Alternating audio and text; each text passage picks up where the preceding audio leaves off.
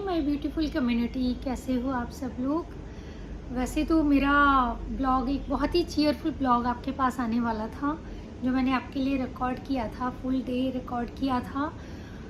लेकिन मैंने उसको अपलोड नहीं किया। मेरा मन ही नहीं हुआ, मेरा मन बहुत ही ज़्यादा कश्मीर की न्यूज़ के बाद मेरा मन बहुत दुखी हो गया। तो इतने बुरे वक्त में एक चीयरफुल ब्लॉग और ये सब मुझे अच्छा ही नहीं लगा डालने को। मेरा मन ही नहीं हुआ कि कहीं हमारी कंट्री में ये हो रहा है, एक जवान बच्चा मारा गया है, एक हंसता खेलता कपल जो घूमने गया हुआ था, वेकेशन पे गया हुआ था और उसको मार दिया गया। तो मैंने अपना ब्लॉग अपलोड नहीं किया। मैंने सोचा कश्मीर के ऊपर ही कुछ बात की जाए। हमारे देश का इतना सुंदर पार्ट जो कश्मीर है, जहाँ पर मतलब इतना पहले लोग इतना डरने लगे थे टेररिज्म की वजह से, अब वो डर लोगों के दिल से धीरे धीरे धीरे धीरे कम हो रहा था। कुछ टाइम पहले मैं भी कश्मीर होकर आई थी और अभी कुछ टाइम के बाद मैं अपनी डॉटर को वहाँ भेजने वाली थी, उसी ग्रुप के साथ जिनके साथ मैं गई थी। लेकिन अब ये पता नहीं मैं एज अ मदर अब मैं उसको कब, या मैं खुद कब जाऊंगी, या मैं किसी को कब रिकमेंड करूंगी, क्योंकि जो खूबसूरती थी मेरी नज़र में घूमती थी, अब उसकी जगह इस हादसे ने ले ली है। जो उसी जगह पर जहाँ कुछ टाइम पहले हम लोग कूद रहे थे, डांस कर रहे थे, वहाँ पर ये सब कुछ हो गया है। तो मन बहुत दुखी, बहुत विचलित हो गया है। ऐसे ही आप सब लोगों का भी यही हाल होगा, क्योंकि हम सब लोग एक नेशन है और सभी को ये न्यूज़ मालूम है। सबके दिल में एक दर्द, एक आह आई होगी कि क्या हुआ है हमारे कंट्री में। और सभी लोग, कोई बोले या ना बोले, लेकिन सभी लोग ये जानते ही हैं कि ये किसका हाथ है। तो मैंने कभी सोचा नहीं था मैं इस टाइप का मैं रिकॉर्ड करूँगी कुछ, लेकिन मुझसे रहा नहीं गया। और मैं कुछ लोगों की बातें सुन रही थी कि इसमें लोकल्स का बिल्कुल हाथ नहीं है, जो हुआ है वो आतंकवादियों ने किया है।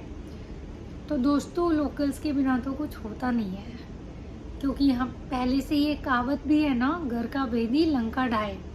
तो यहाँ भी वही फिट होता है कि लोकल्स की, without locals help nobody can do anything. जो भी कुछ हुआ है बिना किसी की हेल्प के, कि लोकल्स की हेल्प के बिना नहीं हुआ है, ऐसा मैं मान ही नहीं सकती। या कोई भी जो भी थोड़ा सेंसिबल बंदा है मान ही नहीं सकता। और ये भी सबको मालूम है कि ये सब हो कहाँ से रहा है। उसका नाम लिया जाए या ना लिया जाए, या कितना ही भी बोला जाए कि हम दोस्त हैं और ये है सब बहुत अच्छा है, बट सबको मालूम है कि अच्छा कुछ भी नहीं है।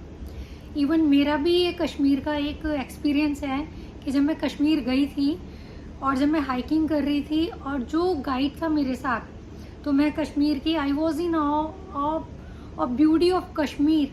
सो मैं बार बार बोल रही थी कितना सुंदर है कश्मीर, मन कर रहा है मेरा मैं यहीं बस जाऊं।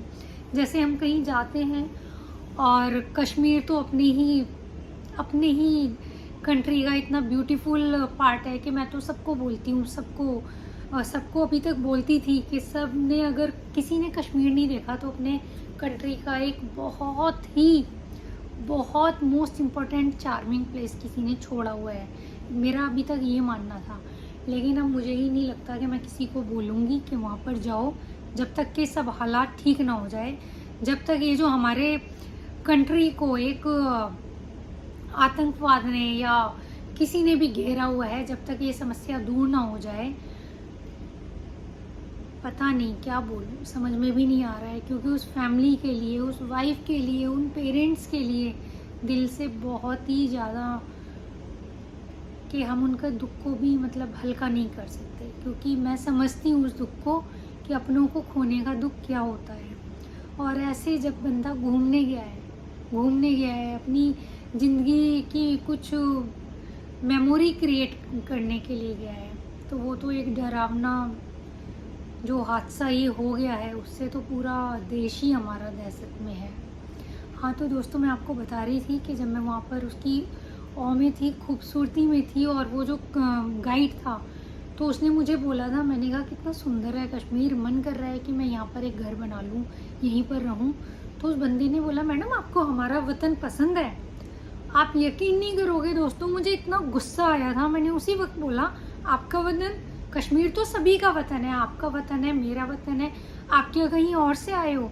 तो मेरे दिल में एक डर, एक अजीब सी फीलिंग उस वक्त आई थी कि क्या बोल रहा है मेरा वतन, ये तो हम सबका वतन है, हम सब हिंदुस्तानी हैं और कश्मीर हमारा है। ये सभी लोग जानते हैं कश्मीर हमारा है। हमारे ही देश में, हमारे ही देश का एक बंदा अपने ही देश के एक दूसरे बंदे को बोल रहा है हमारा वतन। मेरे लिए ये एक बहुत ही अटपटी सी मेरे लिए एक ये बात थी। प्लस जब मैं कश्मीर में थी तो हम बहुत, जैसे मैं ज़्यादा डरती वरती नहीं हूँ कहीं पर भी आने जाने में, तो जिनके साथ हम गए हुए थे बहुत ही अच्छे वो मतलब परफॉर्म करते हैं, उनकी बहुत ही अच्छा वो लोगों को ये सर्विस देते हैं।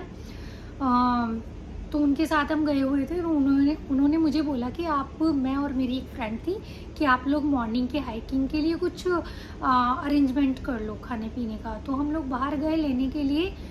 तो आप यकीन नहीं करोगे, इतनी खूबसूरती में, इतनी अच्छी जगह में मैंने एक डिस्कम्फर्ट फील किया।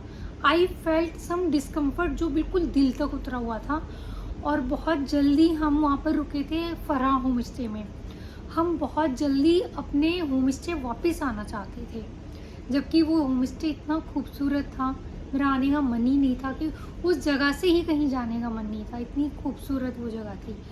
लेकिन वहाँ पर मैंने थोड़ा डिस्कम्फर्ट महसूस किया कि जल्दी से हम अपने होम स्टे चले जाएं और अपने लोगों के बीच में चले जाएं। तो कहीं ना कहीं दोस्तों, जितनी मुझे नॉलेज है, मैं ये कहना चाहूँगी कि ये डिस्कम्फर्ट कभी हमें ऐसे ही नहीं आ जाता है, वो हमें फील कराया जाता है। ऐसे ही नहीं कि हम डर गए, ऐसे ही कुछ हो गया। कभी कोई ग्लेयर, कभी कोई ग्लेज या कुछ जो एक्टिविटी होती हैं वो डिस्कम्फर्ट हमें फील कराती हैं। वो मैंने वहाँ फील की थी। बेशक वहाँ कितनी खूबसूरती है, बेशक मैंने कितना ही भी उस मोमेंट में किया था, लेकिन मैं वहाँ पर लोकल्स के साथ थी। लेकिन आफ्टर कमिंग बैक मुझे ये लग रहा है कि क्या हम तब सेफ थे, जो अब बिल्कुल कुछ ही टाइम में ये सब हो गया। तो ये किसी के साथ भी हो सकता है। तो अब मुझे लगता है कि अब ये कुछ करने का टाइम है, ये चुपचाप बैठने का टाइम नहीं है, और कोई एक नहीं, पूरे कंट्री को ही साथ मिलके ये कुछ करना पड़ेगा। आज कुछ बोला नहीं जा रहा है दोस्तों, मेरे फेस पर आज स्माइल, चाहकर भी मेरे फेस पर आज स्माइल नहीं आ पा रही है, क्योंकि इतना जो ये बुरा हुआ है, मतलब बहुत दिल में बहुत दर्द है।